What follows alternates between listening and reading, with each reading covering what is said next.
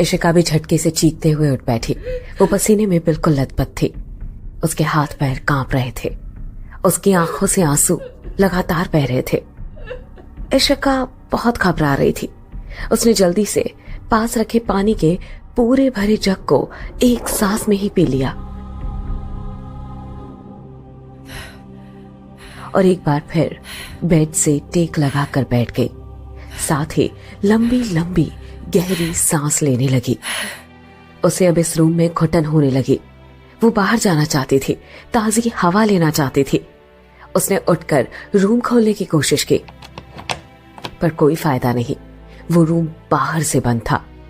इशिका ने कोशिश करना छोड़ दिया और कमरे के चारों तरफ नजरें दौड़ाकर देखने लगी कि कहीं कोई विंडो हो तो खोल ले।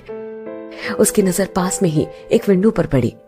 इशिका तुरंत ही उस ओर बढ़ गई। उसने उस विंडो को खोल दिया। एक ठंडी हवा का झोंका उसे छूता हुआ निकल गया। इशिका खुद में ही सिमट गई। उसने बाहर देखा तो उस विंडो से बहुत बड़ा गार्डन दिख रहा था। इशिका ने देखा उस विंडो पर बैठने के लिए काफी जगह है।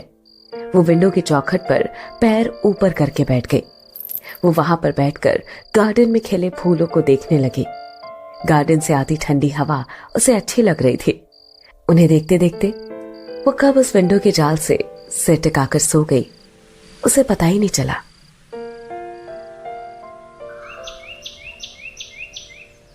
अगली सुबह उसकी आंख रूम का गेट खुलने से खुली।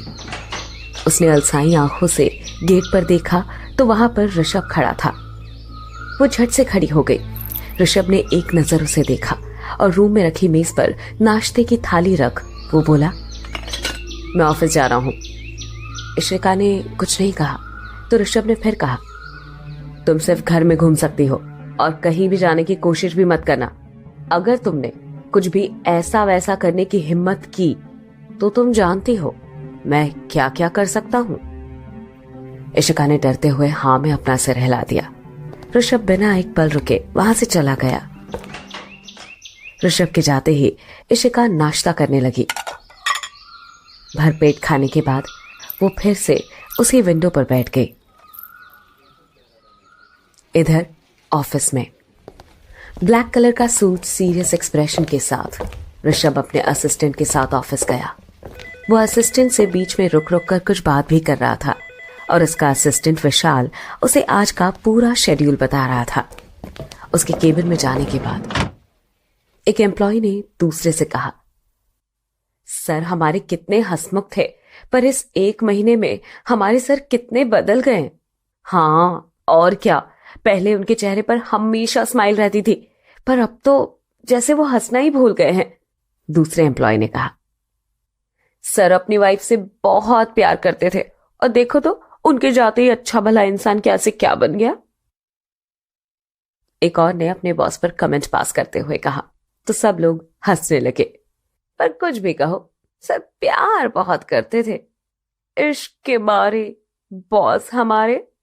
एक और ने कहा, तभी तो उनकी वाइफ के प्यार ने उन्हें क्या से क्या बना दिया, हंसमुख इंसान को गुस्से वाला बना दिया। एक ने और ताल से ताल मिलाए। अब सब ने इस बात पर हाँ में सिर हिलाया और धीरे धीरे हंसने लगे। फिर अपने अपने कामों में लग गए। ऋषभ अपने केबिन में गया और अपना काम करने लगा। लगभग 1 घंटे लगातार काम करने के बाद वो अपनी आंखें बंद करके बैठ गया। एक लड़की जो लगभग 24 साल की होगी, उसके खिलखिलाने की आवाज ऋषभ के कानों में गूंजने लगी। उसको ऐसे हंसता देख साथ में खड़ा लड़का भी मुस्कुराने लगा। वो लड़की हंसते हुए बोली, ऋषि तुम ना पागल हो पूरे। पागल ही तो हूं शानू, तुम्हारे प्यार में, उस लड़के ने मुस्कुराते हुए कहा और उस लड़की को अपने करीब लिया। उसकी आंखों में देखते हुए अपने होंठ उसके नर्म लाल होंठों पर रख दिए और उसे किस करने लगा। उस लड़की ने भी कोई विरोध नहीं किया। वो भी उसके बालों को पकड़ उसे किस करने लगी। दोनों काफी देर एक दूसरे को किस करने लगे। थोड़ी देर बाद दोनों अलग हुए तो लड़की की नजरें झुकी हुई थी। तब उस लड़के ने फिर से कहा, शानू तुम्हारी ये झुकी नजरें मुझे तुम्हारा दीवाना बना देती है। ऋषि कैसी बातें करते हो, बिल्कुल मजनू की तरह। शानू ने हंसते हुए कहा, हाँ तो तुम्हारा रांझना, मजनू, दीवाना, पागल सब कुछ हूं। तुम ही तो मेरी दुनिया हो यार। I love you, I really really really love you. Rishi ने शानू के गालों को चूमते हुए कहा। शानू के गाल और भी लाल हो गए। उसने हल्के से ऋषि को धक्का दिया और बोली, तुम ना दिन पर दिन बहुत शैतान होते जा रहे हो। सब तुम्हारे प्यार का असर है मेरी जान। ऋषि ने एक बार फिर से शरारत से कहा। चलो अब हटो भी। शानू ने मजाक में धक्का दिया। ऋषि पीछे की तरफ गिर गया। उसे अचानक ही वो लड़की धुंधली सी दिखने लगी। इधर ऋषभ का भी सिर चेयर से एक साइड लुढ़क गया, जिस वजह से उसकी नींद खुल गई। उसने अपना सिर पकड़ लिया।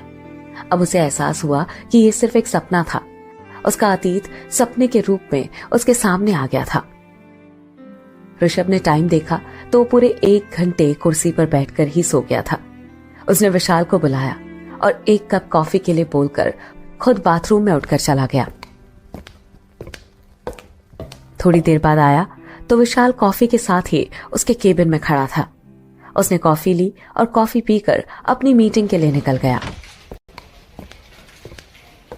इधर ऋषिका काफी देर विंडो पर बैठी रही, फिर कुछ सोचकर रूम से बाहर निकली।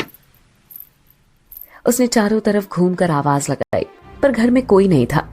ये जानकर उसके दिमाग में भाग के अपने पापा के पास जाने का आइडिया आया और वो जल्दी से मेन डोर की तरफ दौड़ पड़ी। जैसे उसने गेट खोला, सामने का नजारा देख उसकी चीख निकल गई और वो वहीं पर बेहोश हो गई।